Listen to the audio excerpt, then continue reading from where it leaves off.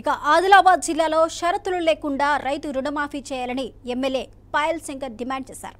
రుణమాఫీ నిబంధనలతో రైతులు ఇబ్బందులు పడుతున్నారని ఎమ్మెల్యే అన్నారు. ప్రతి రైతుకు రుణమాఫీ అందే విధంగా ప్రభుత్వం చర్యలు తీసుకోవాలని ఎమ్మెల్యే డిమాండ్ చేశారు.